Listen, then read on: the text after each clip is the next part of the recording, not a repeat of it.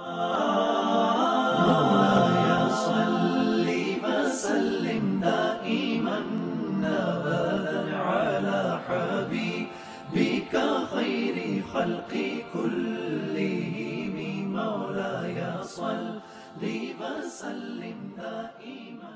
Bismillahirrahmanirrahim. Assalamu alaikum. You're watching The Right Path. I'm your host Rida Shah. Trust is the mere foundation of a society. How we build our circles, how we expand them, and step by step how the circle grows is all because of the element of trust. But what if there's a crack in this foundation? Storms of fear and mistrust arises and crumbles the foundation. Today we'll be talking about the core attribute, that is trust. In conversation with Dr. Kanwal Kaisar about the importance of trust in light of our religion Islam. Assalamu alaikum, Dr. Sahiba. How are you? Walaikum assalam wa rahmatullahi wa barakatuh. Alhamdulillah. So, Dr. Sahiba, I'll start this conversation with a very basic question. What is trust and how would you define it? When we talk about trust, the Arabic word for it is amana. And if you look at the root word, like we open the dictionary and we try to understand this word, it comes from the root word which means iman, that is faith. So that is also a form of trust. Then it also means aman, where you are protecting someone. It also includes amin, when you are bringing in peace. So basically it is about confidentiality or opening the doors for other people so they feel protected. They don't feel that you are going to be misused in any way or there is some ambiguity about what you are saying or what you're doing. So that is trust. That when you can look at someone and you feel like, okay, this is one person who's not going to leak out any information. If I leave something with this person, not going to be, like doing something wrong behind my back, or I can like fully lay my trust on this person. Basically, the feeling of being safe with someone. Yes. That you can trust them, that they will be there for you when you need them, and you will be there for them as well, because it's a reciprocal relationship as well. So, for multiple reasons, we see that cheating and fraudulent is very common in today's society, or maybe it was from the very start as well, but we will focus on today's time, the contemporary issues. So how do you think, how can one person develop trust in such a situation?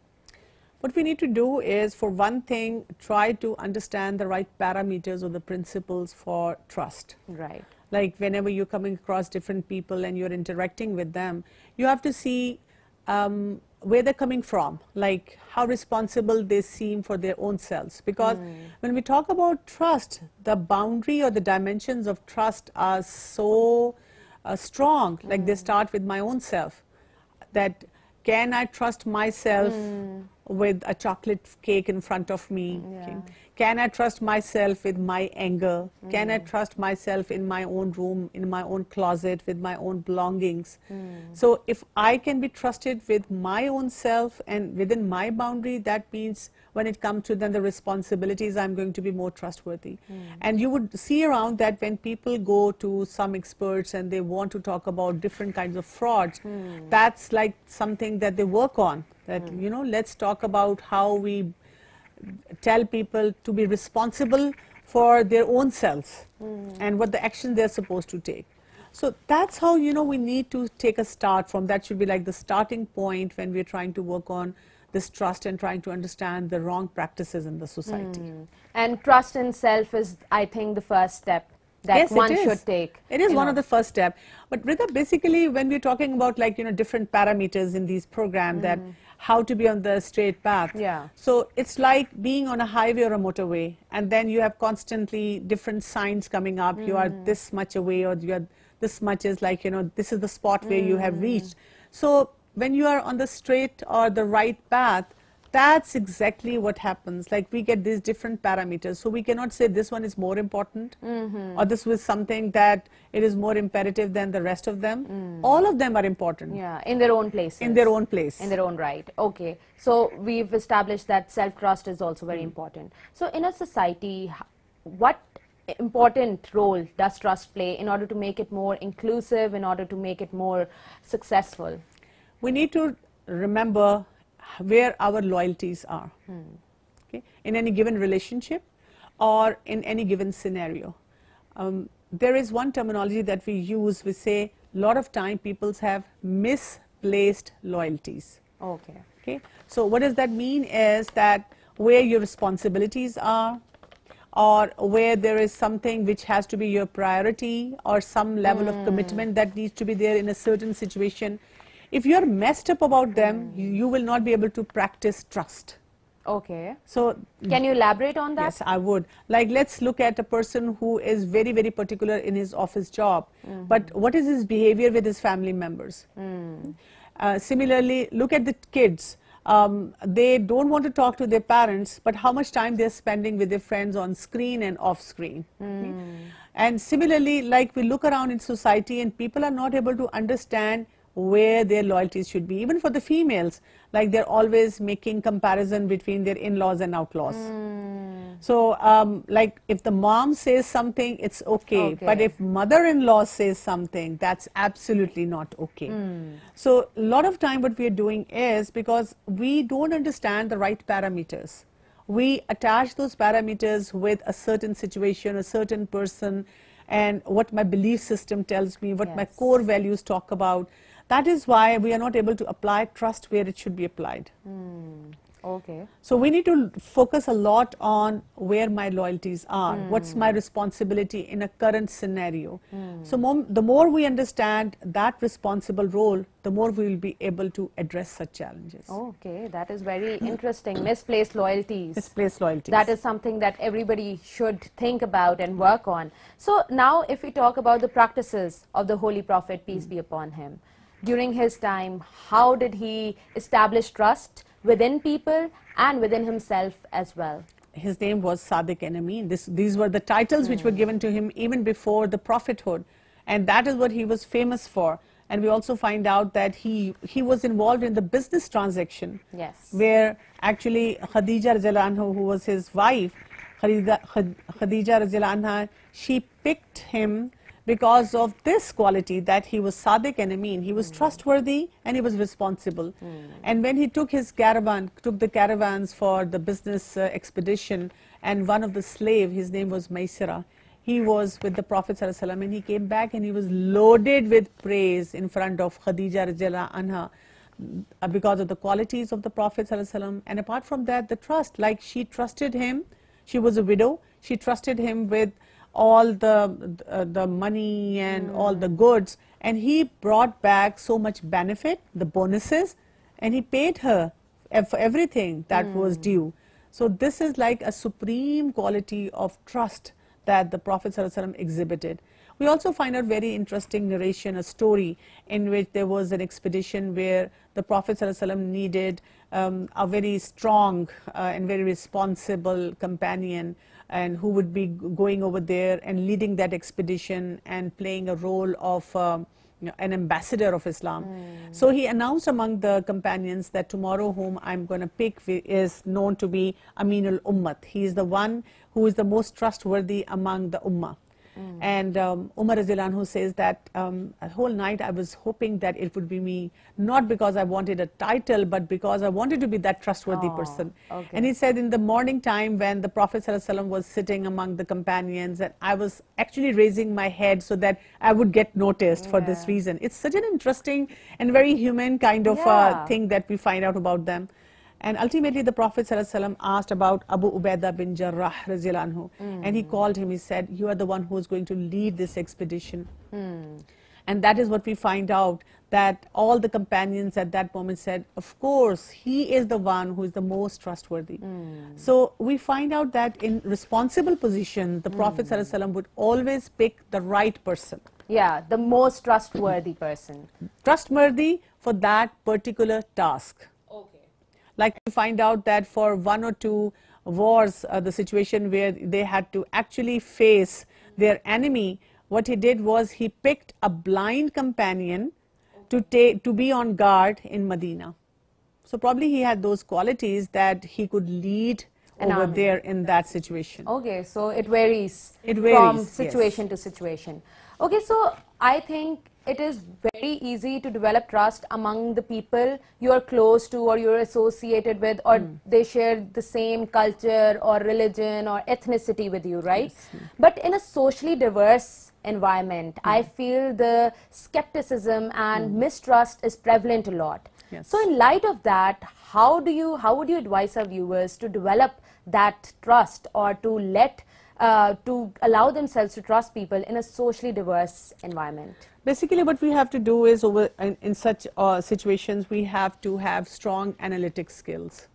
Because many times, if we are trusting blindly, that's when we suffer. Right. And a lot of time when people go around and say, oh, I am such an innocent person and I'm so straightforward and people misuse me and they bulldoze me, I always tell them, no, it's not like you are a very naive and a simple person. Yeah. You're someone who is lacking insight. You're someone who is not working on your intuition. So these are some skills that we need to be constantly working on. So like there are different categories of people when we are interacting, and we can analyze them. Like if you trust people a lot, but you don't have any analytic skills, you have not worked on, or you have not looked at certain patterns, certain indications, certain red flag, and you start trusting everyone, so what will actually happen? You are going to fall into all sorts of scams. And you might be labeling other people, but who's at fault? Who trusted other people? It could be within the family or at a job situation, even with the kids. Like sometimes when we warn them about use of social media, like putting up your pictures and your stories, and you need to be very careful. So that is one area that we need to be on high alert on. Then if you trust someone a lot and you have good analytic skills as well, that's when you will be having good judgment. You'll be able to place people where they should be. Your instinct will tell you, your intuition will tell you, okay, give this person this task, or say yes here, or don't trust this person over here. You would always be on alert like that.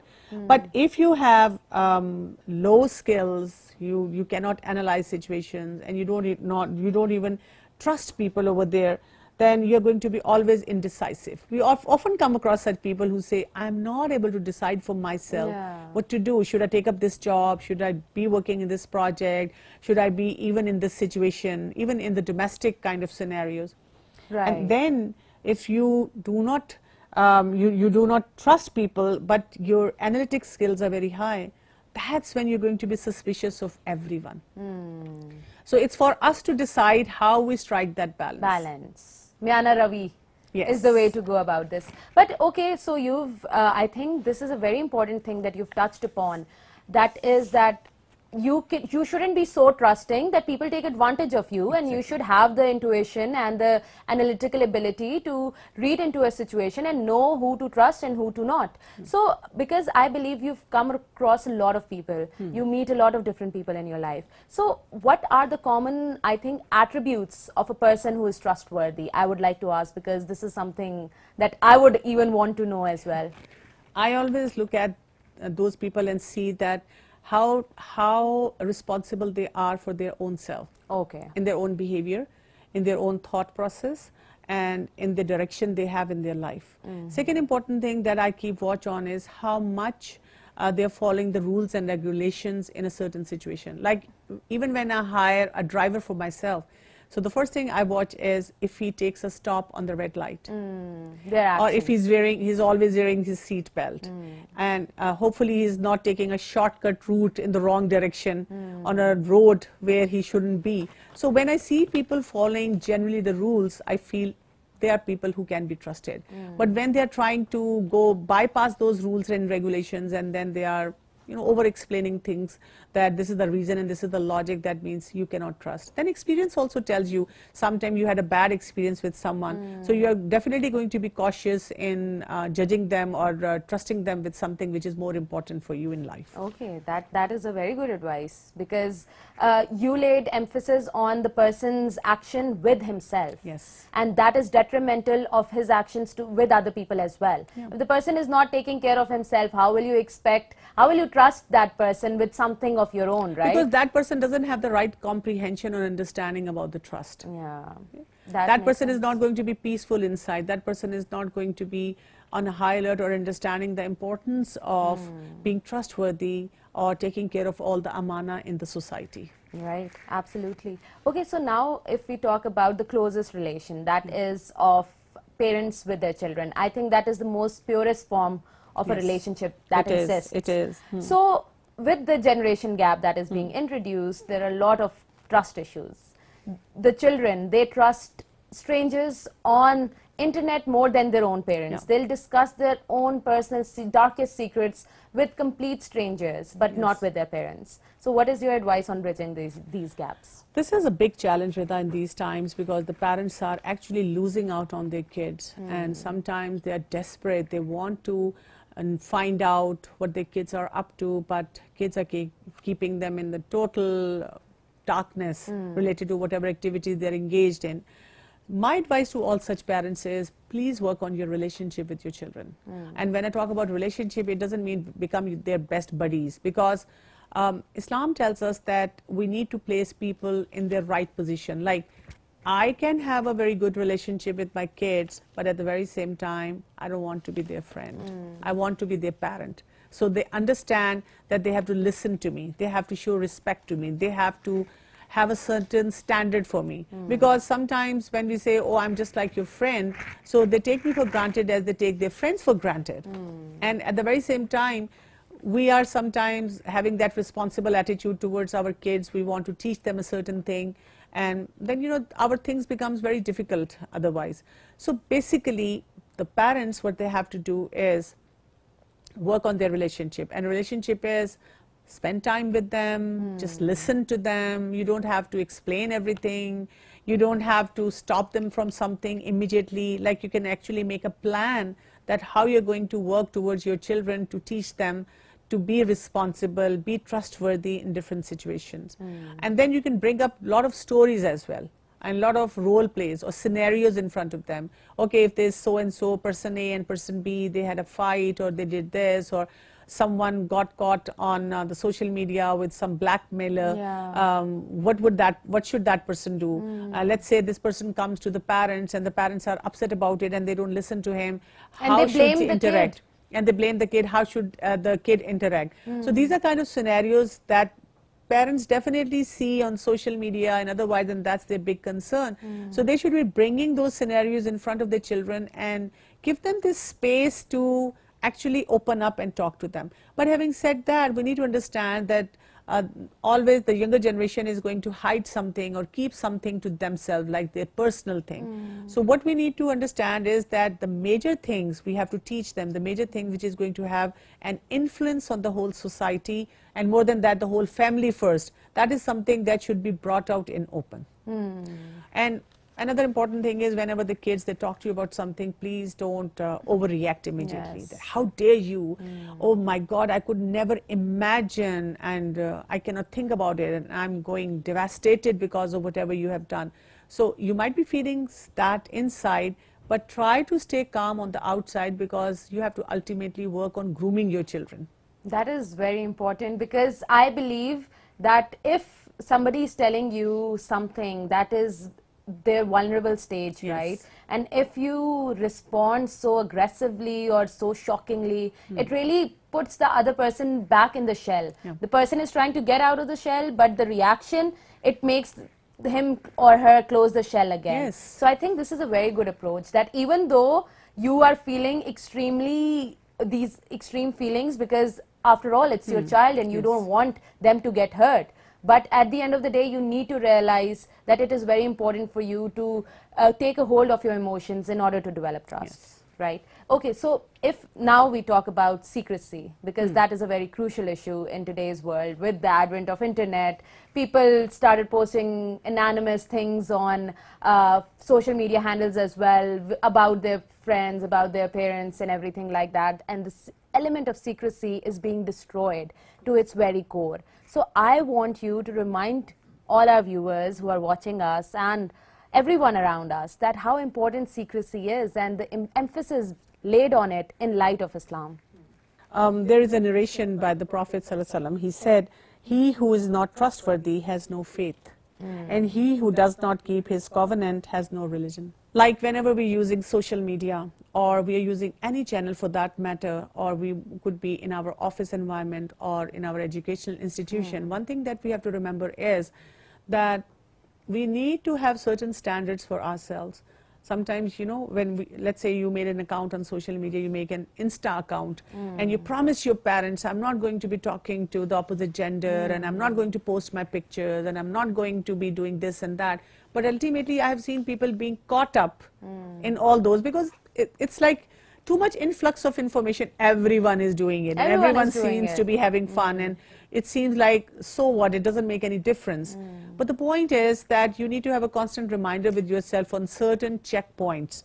Like when you read the details of what you should be doing over there, what you shouldn't be doing over there, that's what you have to work on.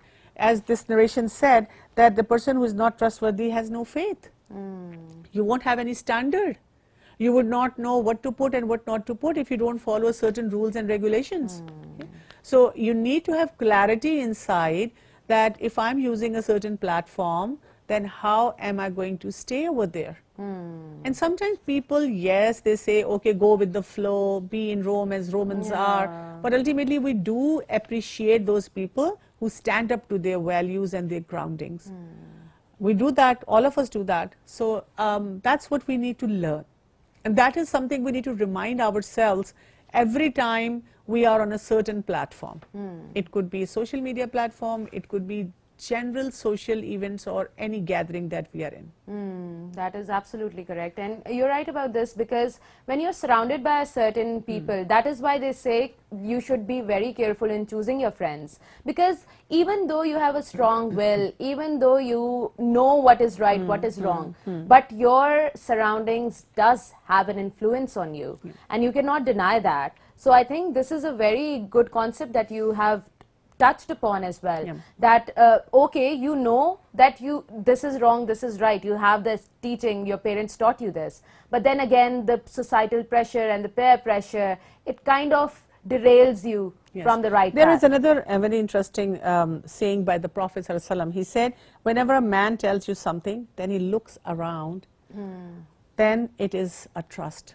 That means, like, for example, when the kids are sitting on screen and the moment someone walks in, what do? They immediately close their screen. And even the parents can sense it, that they have opened multiple screens and they're saying, I'm on my online class, but they also have their chatting forums on or their online gaming on. So that means you're breaking the trust over there.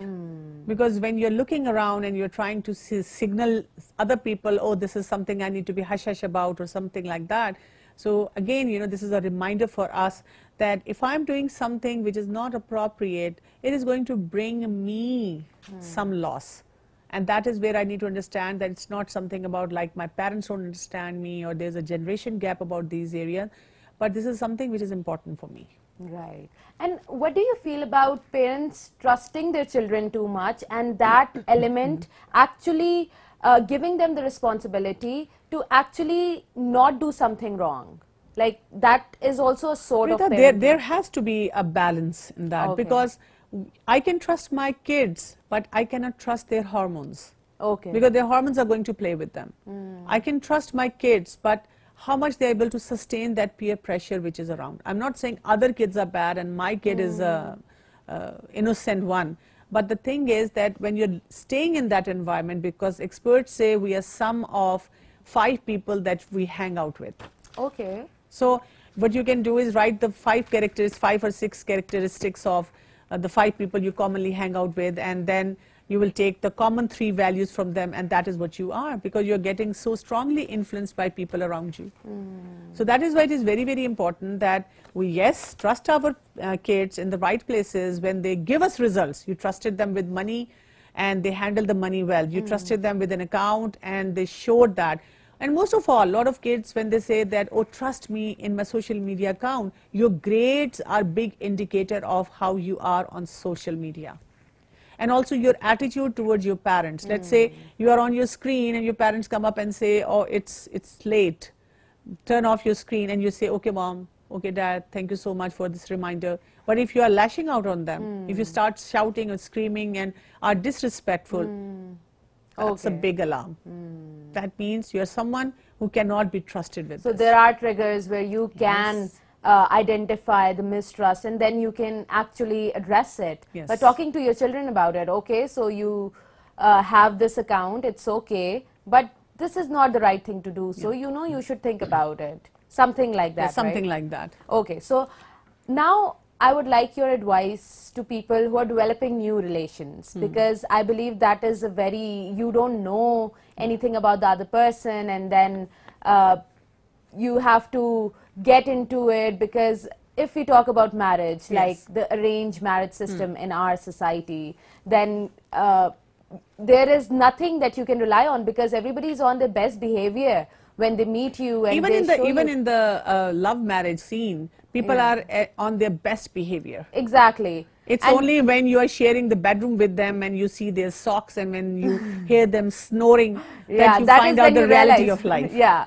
that is the only way you will know. Yes. And that is why a lot of people say that it's a very tricky business, this marriage it thing, is, because it you is. can never be sure about the other person unless you live with them, right? So what advice would you like to give to people who are in this scenario? Again, there are certain parameters which can help us.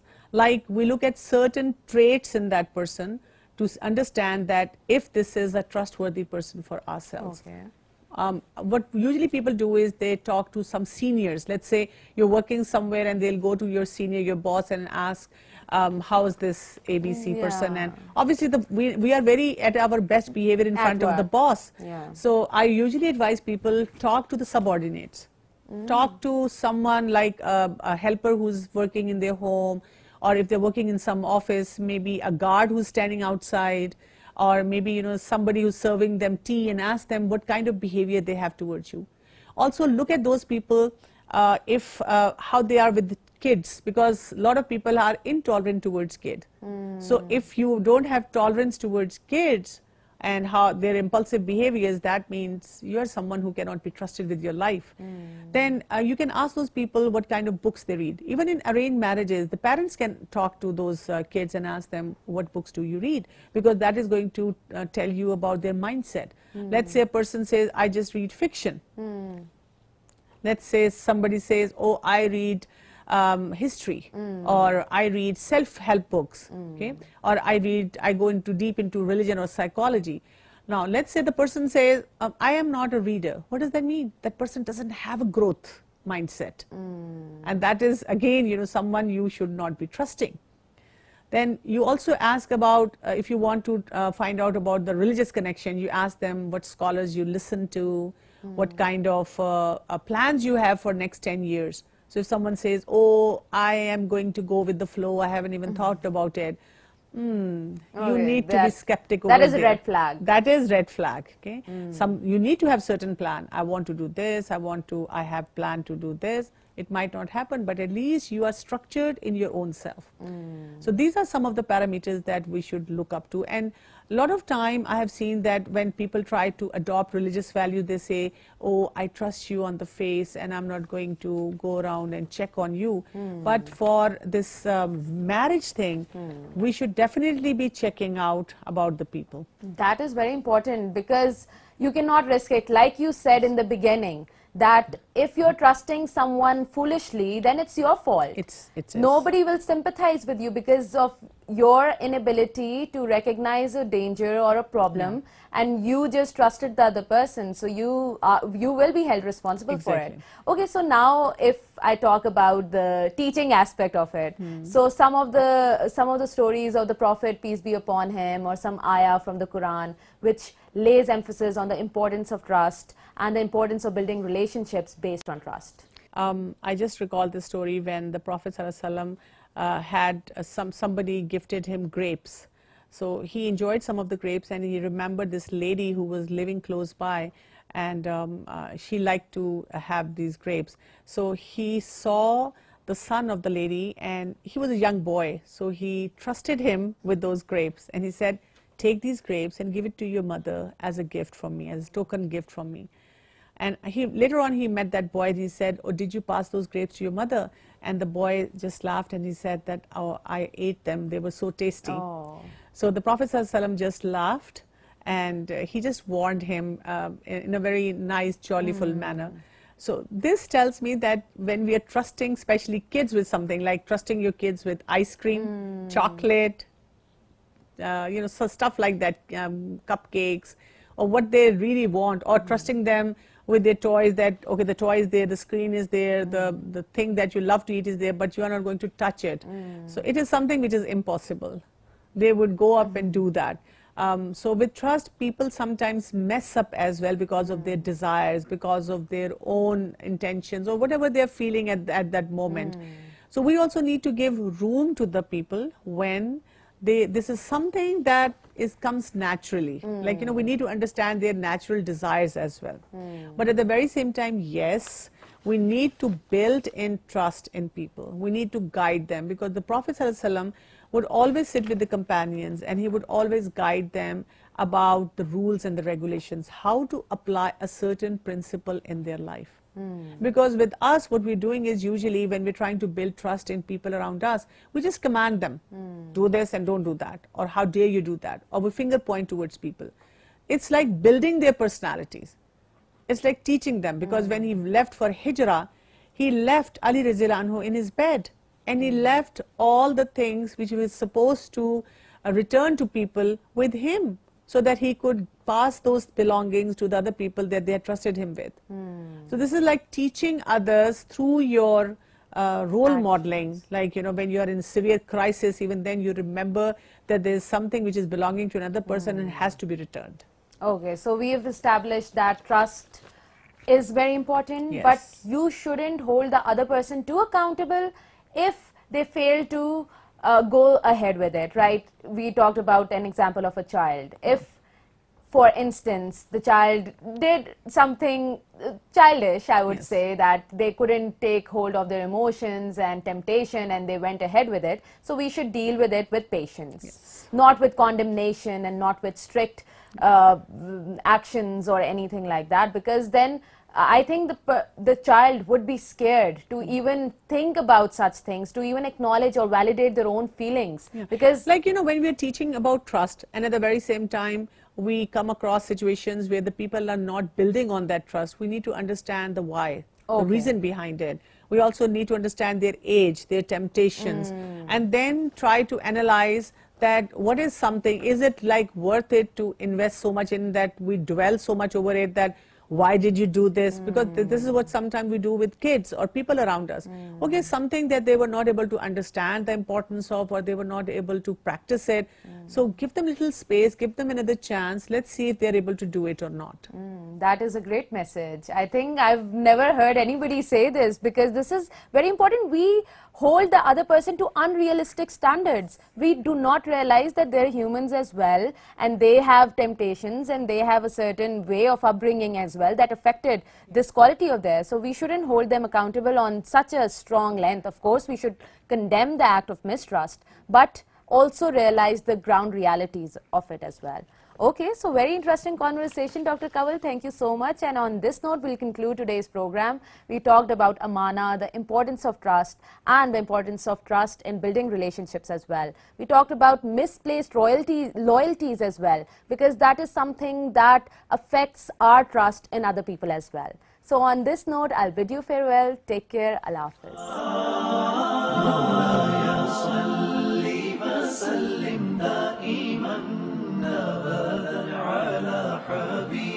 بك خير خلق كلهم مولاي صل وسلم دائما